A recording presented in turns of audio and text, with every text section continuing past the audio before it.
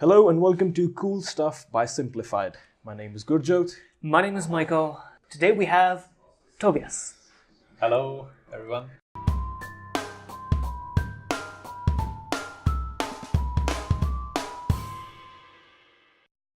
How you doing? Tobias, in a quick 30-second summary, what do you do and why is it cool?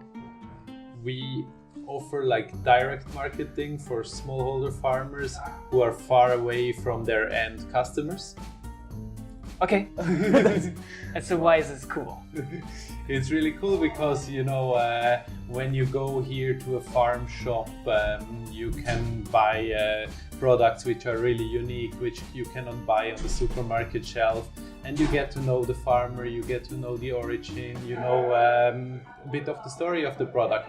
But usually when something comes from far away, there is hundreds of steps in between the farmer and the final customer. Yeah. So what we make possible is that the final customer can order directly from the farmer, and then of course there will be steps in between, steps of processing, of shipment, of all that stuff. But we will make all that transparent and tell that story so people can really get those unique products which you don't find on the supermarket shelf with all the story as they would when they buy it from the local farm. Cool. So is this kind of like, I kind of want this exotic fruit, so I'm going to go on your website and it's going to be easier to find those new options I might be interested in and easier to order. Is that what you do? No, actually it's very tough because you go to our homepage right now, you can order your farm box from smallholder farmer cooperative in Kerala, and then you order that, and then you have to wait a lot of time, very long time, because we only ship with the we don't fly anything in. No, we ship it normal by ship, and then first it will get packed there, and it will. So this gives us time to tell you a bit about the product that you will receive. So Okay. While you're waiting, we will send you 2-3 newsletters explaining really what is behind the product. And you don't have much choice right now. Yeah. Right now you order that one box filled with cashew nuts, with lots of really nice rice, with spices, with coconut oil, proper good coconut oil, which you don't find here usually. Yeah. And you just buy whatever grows there on the farm, as you do here often also for vegetable. There is this concept of vegetable box. Right. And it's similar to that, just for stuff that comes from far away. So I'm guessing because it takes so long, you're looking at bulk orders. No one's just ordering 200 milliliters of coconut oil.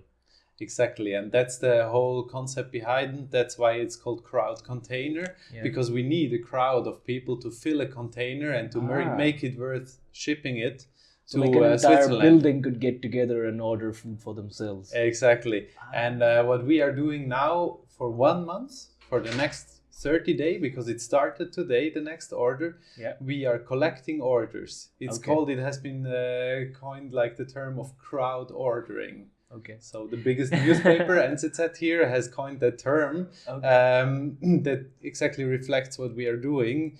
So we collect this, many orders. So you kind of build up a huge order and then you just send everything all together and just... Exactly. That's also why you cannot order at any time. Mm-hmm. Just go to our homepage and order something, because it will not make sense to ship it then. Yeah. But we will do for 1 month the campaign and say now is the time that you can order your spices, your special rice and stuff from Kerala. And then the next month we do another campaign and say now it's really the season and good time to order olive oil and tomato and almonds from Sicily. Why did you choose Kerala? Is this your first campaign? It's the third. It's the third. So yes. Where have you... So we started with Kerala. Okay. We started with Kerala. The campaign took place in April last year. Okay. For also 1 month. Mm-hmm. We collected 500 orders from customers, and then we shipped them, and all they in arrived Switzerland. only in Zurich. Only in Zurich? Yeah, because the container physically will arrive in Zurich. And we'll open the container, make a big party, people come and get their boxes. It's very community driven then. So it's a lot of yeah, it's community driven. It's about the story behind the products. It's about the producers doing this wonderful food. I mean, we had, for instance, live Skype calls with producers, and So you're not just looking to feed people; you're looking to give people kind of an experience, like a cultural sure. experience. Sure, it's I was in food trade. Yeah. I did a lot of trade with certifications like organic or fair trade certification, but I always felt that somehow the really, really nice products that you would like to have, you don't get it because it goes into the same supermarket channels, no matter if it is fair trade or organic or whatever, it goes into the same supermarket channels, and they cannot handle this non-standardized, not always available, seasonal, whatever, special products.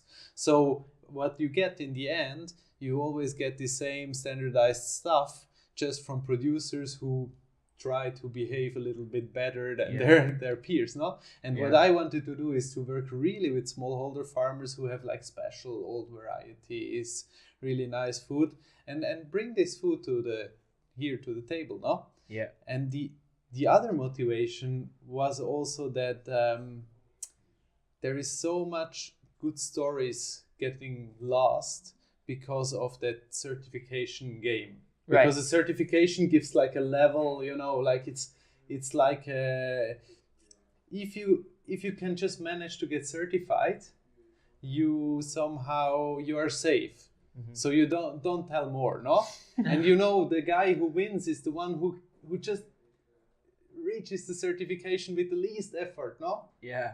Because the other guys will be, those who do real organic farming do put a lot of effort into sustainable farming systems. Right. They will always lose out in the market because there is another guy who just manages to, meet the standard, or not even that, because there is also a lot of problems in that system.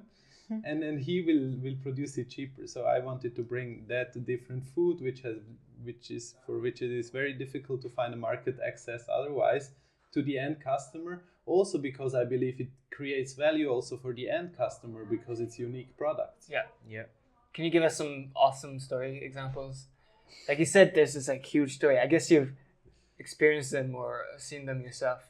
Yeah, like concretely, when I was a trader, I tried from that cooperative in Kerala, I tried to sell their turmeric.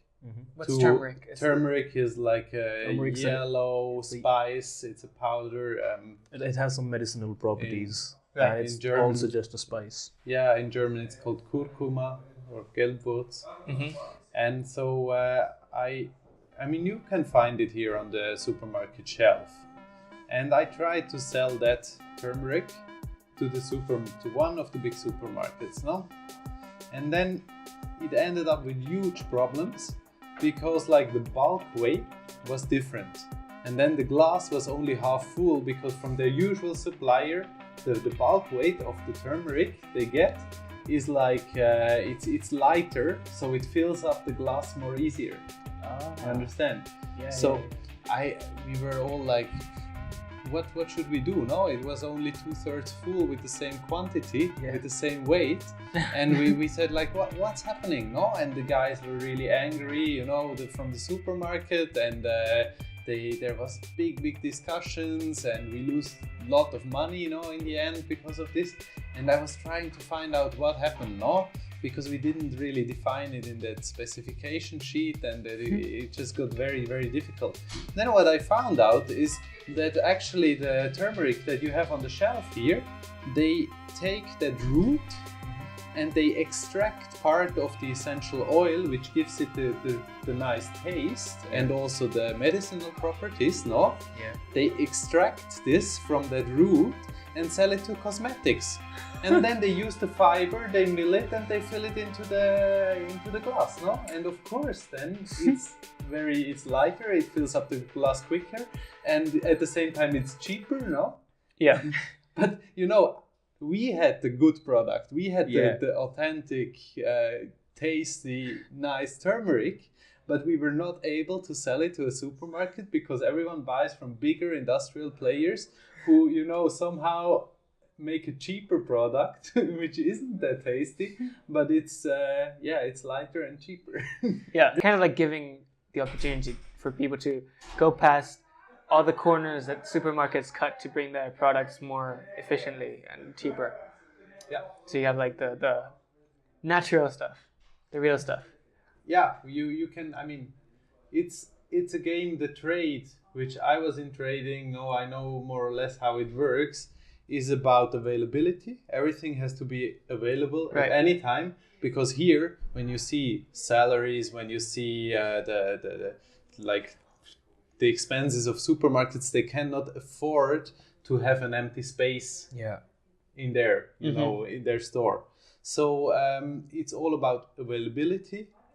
It's all about cheap prices, and this goes at the expense of really good authentic quality and of transparency, because the trading guys, I mean, their job is to make things available at the cheapest price possible. Can you explain more about transparency specifically? Yeah. Do you mean like they hide some things? Is that what you mean? No, it's not hiding, it's not like, I don't want to say, the trading guys, they are the bad guy. I mean, often some NGOs do that. No, they say, the trading guys, the middleman. No, we have to cut them out. And that's, that will benefit the farmer. But the traders, they do a service, basically. A service to make things available at the cheapest possible price, to make markets efficient, no? But it comes at a cost, no? Because if you want to make things available at any time, always at the cheapest price, you will not be able to, to guarantee, for instance, origins. You take it from where it is cheapest at the moment, no? Yeah. You cannot make long-term contracts with farmers. You cannot build up a long-term relation with farmers, because you have to buy from where it's cheapest and then bring it always at the same quality according to the same specification sheet, which often is like 12 pages of technical stuff. You have to supply it always at this standard, and you take it from where it's possible, no? And that's what I mean when I say there is no transparency, because in the end the trader also earns his money by this, by providing this service. No, he is paid for making things available no matter what's happening on the market. And what we do is say, no, it's not really available. You have to wait, and then you can order it, and then you wait again, and it comes, slowly to your from the ship to your table, to your plate. But it will be the real authentic product, and we can tell you 100% where it's coming from, who are the farmers behind, how they are growing it. We can even tell you who is earning how much, because we are just doing that service of bringing it there. So there is no speculative trading stuff in there. It's very transparent from your side. Yeah. But you cannot just go at midnight to the whatever small store and buy something. And so it's a very different model of trade. Wow. That's pretty legit, because I've noticed this, because I lived in India for like 22 years before I moved here, and that's the first thing I noticed was you get the same vegetables and fruits and spices and everything all year round. So the idea of seasonal food doesn't quite exist here. You can get cauliflower and carrots and all sorts of things in peak summer, which is unheard of when I was in India. So do you think people would switch here?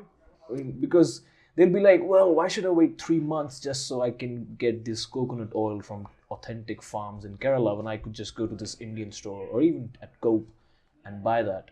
Yeah, I mean, first signs have been quite positive. We are very, very small still. We had no marketing budget at all now in the beginning. And we sold last year, with the first 2 campaigns, we sold like 1,000 of these boxes only in Zurich. So with basically nothing, no? I mean, so, I mean, there is people interested, and we hope now that they have also tasted the difference, no? Yes. That they will they will buy again. So starting from today, we will know if that is true or not. No. What I feel is that there is a very general trend that people are somehow tired of having everything at any moment. A little bit in Switzerland. It's maybe different, being too comfortable. Yeah. It could be, no? And there is lots of talk about seasonality, sustainability, farming, stuff like this. And I feel that with a project like ours, we can contribute to that, not only by this system, but also by making people aware about what it takes to bring pepper here or to bring turmeric here. Because I mean, the feedbacks are very clear from the first campaign. People are amazed about the stories of the product and about what I mean, so many people behind, so much, not only farming, also processing. It takes so long, it comes on the ship. It creates a lot of awareness about what it takes to take your stuff from. It's also excitement. Yeah. Because you're getting something really special. Like you're building up to the moment you get it. Yeah. Which is awesome. Yeah, exactly. And I really hope that it can be a pattern of consumption emerging now in the future, that people think about it once more. Do I really want to buy that stuff just from anywhere or something? Or do I want to wait a little and then get the real stuff?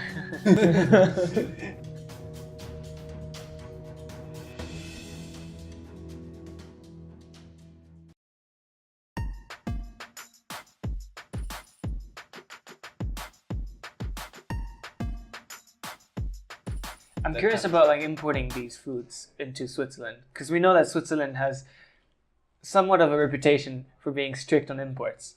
How easy is it for, like, what kind of problems did you have to deal with importing? I cannot say it's 100% easygoing, but I've been working in trade for a couple of years, so I know a bit how to manage it.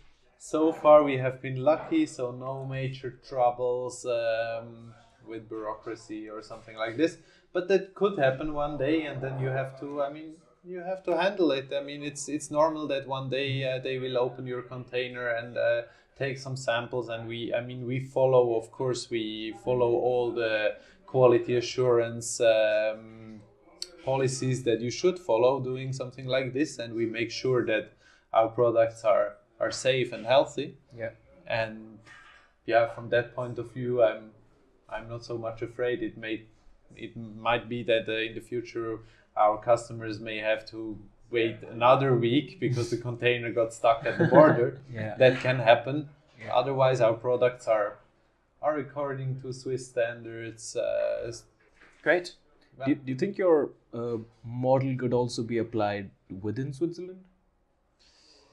It's a big question. Yeah, I mean, from my starting point was rather different. No, I lived 1 year in Kerala. With these guys, with the farmer community there. And I felt like, what do we have to do to make these people market their products directly? Because I saw, as I told you about the turmeric, other products, how they got stuck in the conventional channels, no? And I came back to Switzerland and saw that there is so many direct marketing initiatives booming here, going on, so many things going on for local agriculture. So I tried to somehow translate that to an international trading setting, no?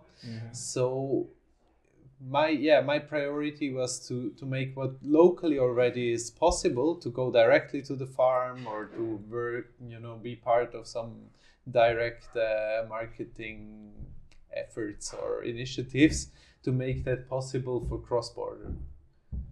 But could be that if we grow and we have a big network of customers also, that we could also offer them some special products from farmers which from here in Switzerland who don't have an easy market access.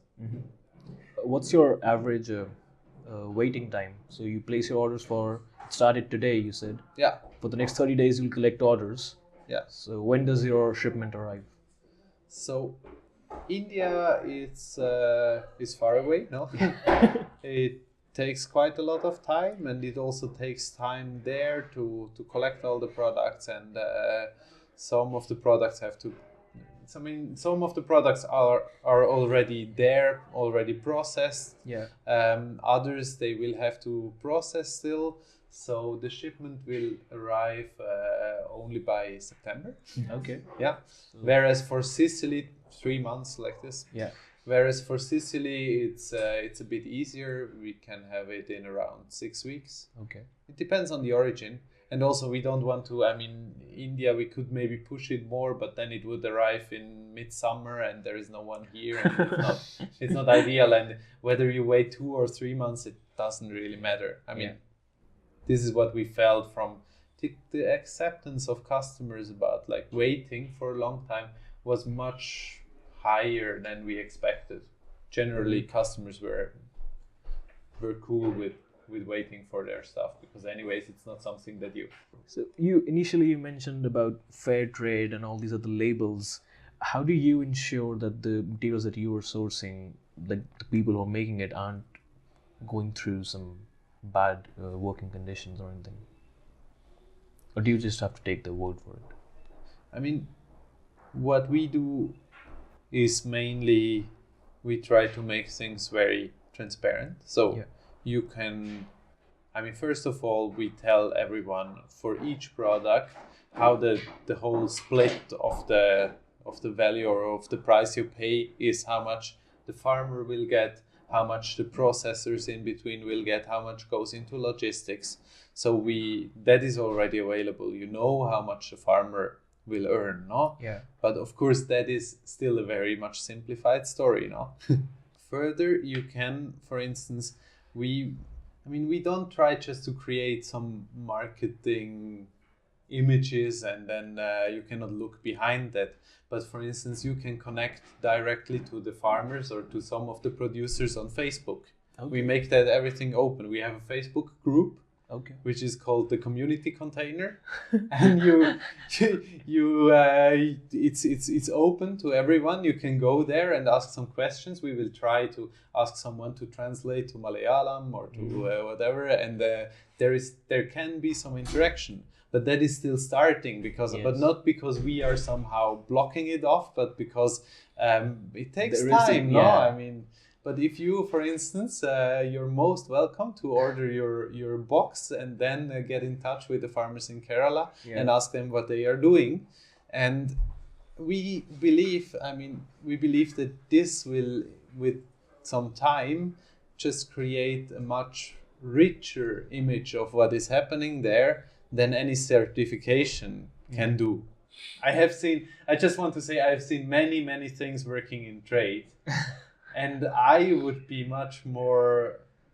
trust much more a supplier that tells me these are the farmers and they are really the farmers. If you want, you can go there. One of our customers just went to Kerala and then visited the farmers. He didn't go, I mean, he anyways went to Kerala, but on the way he visited the farmers and then he visited 2-3 farmers, and it's really no like marketing stuff, He visited one farmer and said, I have this box from you, with the crust container stuff. Yeah. And the farmer said, I didn't know about the initiative because he's just one of more than 5,000 small farmers, like smallholder farmers being in the cooperative. So it's really no fake stuff, We don't put some people there to tell the nice story. It's very real, no?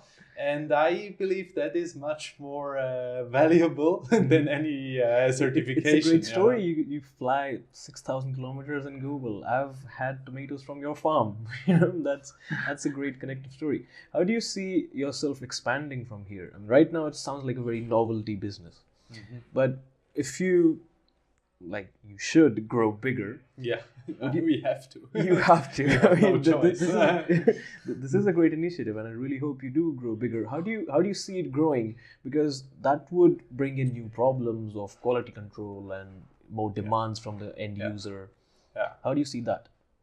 I mean, first of all, to make it scalable, so far we have chosen farmer groups which are quite big and quite advanced. I mean, not big farmers, very small farmers, Like bigger but cooperatives. like bigger cooperatives, which have the potential to supply much more. So for them, what we are doing right now, they are very motivated to participate in this because they see that this can be the future, no? Yeah. But for them, it's marginal in terms of turnover, no?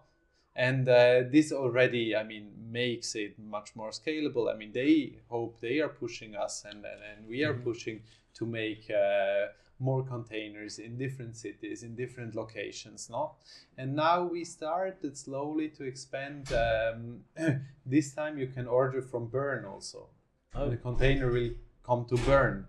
Oh, And if okay. we get enough orders, we will send a separate container to Bern.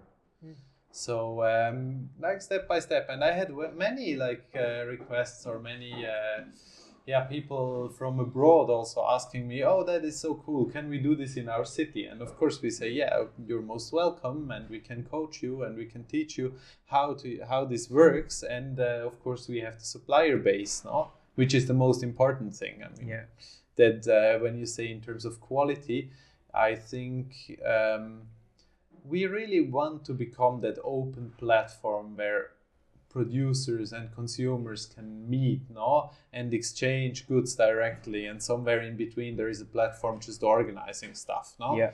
We want to become that platform, but we should be very careful in like selecting producers, no? Yeah. Because that makes sure that in terms of quality and consistency, I mean, you're kind of stories, defined by your quality in a way. yeah, and consistency of stories, no? Yeah. I mean, there is many producer groups also who have their own issues and big troubles, and they would probably never want to work with us in that really, really transparent way.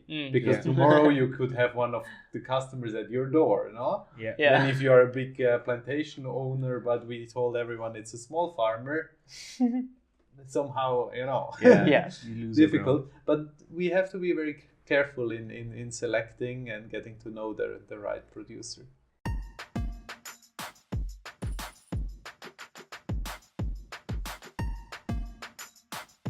Now to a more personal question. Tell us about yourself, Tobias. What's your background? You said you studied international relations in Geneva. Yes, true. What was your motivation for studying international relations? I think I went when I was at the age of like 16. I went to Bolivia for 1 year. Okay. For a student exchange, and yeah, I came back a little bit changed, no, because it's quite Different world. different world, and impressive, and sometimes shocking also to see how different things are, no. Yeah. And for me, somehow it motivated me to. I wanted to understand like the bigger international system that leads to differences between nations, countries, and stuff like this. Yeah. So in the first place, I was motivated. Yeah, I wanted to study international relations because I wanted to understand somehow the international like differences between countries on a systemic, political, economic level. Mm-hmm. And then, how did you step from studying international relations to becoming a trader? Because then I would assume you, like, if you study international relation, you end up working for the UN or something. Yeah, exactly. And that was also my idea. And I was very much, I had that idea and was always focusing on that really big picture of international relations, states, relations between states, WTO, IMF, World Bank, what are they doing, how it affects countries, is it good, is it bad, all that stuff. And I think there were two things that made me change a bit that like interest. Or the one thing was in my last year of studies, I had a really cool professor, which was an Indian guy, Okay. South Indian guy, Balachandran. Okay. And he was really a little bit also deconstructing those like big picture things, no? And like we were looking more into cultural things, more into smaller like kind of stuff happening on the world, and that not everything is, you know, driven and determined by whatever politicians decide, or by the UN, or by IMF or whatever. So I got really interested in kind of the smaller things happening, and the less less high level politics stuff now. And that was one thing. And the other thing is that the closer I got to the end of my studies, I have seen a little bit how people were working, people entering the UN system, people entering all these international organizations, what kind of jobs they had. And many of them started just with writing lots of papers that in the end, you know, it's like who will read all that stuff. And I was really like, I felt like I should do something a bit more exciting, more concrete, where you have a bit more leeway also to change things, to make things. And this attracted me to business somehow, because there you can move things. Now you have a bit more of freedom to kind of do your own stuff, develop your projects. But then, of course, I mean, after my studies, I had no clue about business, and I had to start somewhere. So I was working for 2 years in a big consultancy company, and learned just, you know, to work. Sounds good. What is something that very few other people know? Like something that you learned over the years that you know, like nobody or very few people actually know about? Interesting question. I mean, one thing, of course, I already told you. No, I think all this trading know-how about this standardization and how it works. I think it's still not many people are aware that you know, they might think, okay, it's fair trade, so it's cool, it helps the small farmers, everything is fine, but somehow that this whole system is, you know, it's really not working for smallholder farmers, because these conventional channels, I explained you all the troubles you have in it really doesn't fit the, you know, the way a smallholder farmer works, who has you know, for instance, all these cashew nuts and spices grow on trees, or many of them grow on trees, so he cannot just follow the market and produce something else tomorrow if there is a higher demand for this. So to see like the big gap between realities of smallholder farmers and the realities of international trade or international markets, it's somehow very much it's a huge challenge, because everyone says always, that smallholder farmers are feeding the world, and smallholder farmers are growing things much more sustainable than big industrial agriculture. But somehow the markets do not work for smallholder farmers at the moment. And this is what drives me also to try to develop alternative systems. Good. Now, since this is something that's related to your background, yes or no answer. Do you find it ridiculous when you look at a meat package in the supermarket and it says made from happy cows? Yes. Wait, I never saw that. They actually put that. Yeah, made from happy cows, made from happy chicken. But that's great. Okay, now one question we ask everyone on our show. What's on your bookmarks bar in your browser? There is very few. It's not very interesting. It's more like pages that I feel I would forget about. I maybe found an interesting detail. Yeah. And I just want to remember it. Otherwise, it's... What are some websites for news, for example, or for blogs that you follow? Yeah, there is an organization called the International Trade Center, and they publish all the statistics about trading, import, export. So you can from there, taking volumes, and you can find out a bit about what's happening on the international market and about prices. I always find it fascinating to analyze it a bit and see what's happening, what's going on. Otherwise, websites. I like this podcasts coming. So currently, I'm a bit into coffee because I find it's very interesting what's happening in coffee with all the specialty coffee. I think it's also a big opportunity for farmers, exactly because it does the same thing that we are doing somehow, just in a bit different way, but farmers can really specialize and produce unique product and then sell it as such. It doesn't just become a big commodity, completely impersonal and go somewhere, but it's really that coffee from that lot, from that farm. And it's not for all small farmers, but for some smallholder farmers it's a big opportunity, and it's very interesting. And there is some really cool podcasts on coffee, especially from the US. Okay. Good. That was Tobias from crowdcontainer.ch. Thank you so much for joining us, Tobias. Thank you. Good. Thank you for listening. If you liked it, we'd really appreciate it if you shared it and gave us your feedback. We publish a new episode every week. For more details, visit our website simplifyd.xyz.